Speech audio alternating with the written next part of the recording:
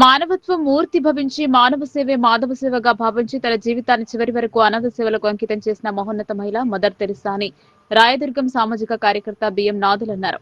Mother Teresa అసలు పేరు Agnes గోన్షా బోజాక్షు అని ఆయన పేర్కొన్నారు. యుగోస్లేవియా దేశంలో స్కోప్జీ ప్రస్తుతం ఇది మాసిడోనియా రాజధాని అనే పట్టణంలో సామాన్య రైతు కుటుంబంలో 1910 ఆగస్టు 26న ఆగ్నెస్ గోన్షా బోజాక్షు మదర్ తెరిసా జన్మించిందని ఆయన వివరించారు. దిక్కు మొక్కు లేని దీనజనులకు సాయపడాలనే తపనతో పలు కార్యక్రమాలు చేపట్టింది. 1928లో ఐర్లాండ్లోని లోరెటో కాన్వెంట్ మఠంలో చేరి శిక్షణ పొందింది అని నాదల్ పేర్కొన్నారు. ఆ రోజుల్లో యుగోస్లేవియాకు చెందిన క్రైస్తవ మత ప్రచారకులు బెంగల్ ప్రాంతంలో అధికంగా ఉండేవారని అన్నారు. వారి ద్వారా భారతదేశ ఔన్నత్యాన్ని గురించి విన్న ఆగ్నెస్ గోన్షా బోజాక్షు మదర్ తెరిసా 1929లో చూసే భాగ్యం లభించింది. 1929లో ఆగ్నెస్ గోన్షా బోజాక్షు డార్క్లింగ్ ప్రాంతంలో ప్రత్యేకంగా మఠకన్య శిక్షణ పొంది 1931లో దీక్ష స్వీకరించింది. 1937లో ఆగ్నెస్ గోన్షా బోజాక్షు మదర్ తెరిసాగా మారిపోయింది. కలకత్తాలోని లోరెటో కాన్వెంట్ ఉన్నత పాఠశాలలో ఉపాధ్యాయునిగా జీవితం ప్రారంభించి పలు సేవా కార్యక్రమాలు నిర్వహించింది. తన సేవా కార్యక్రమాలను విస్తరించేందుకు మిషనరీ ఆఫ్ చారిటీ సంస్థను ప్రారంభించింది.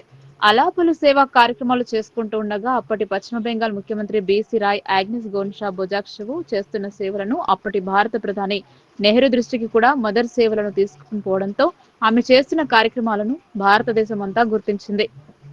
అనంతరం 1952లో వృద్ధుల కోసం నిర్మల్ హృదయ్, అనాథ పిల్లల కోసం శిశు సదన్ ఏర్పాటు చేశారు.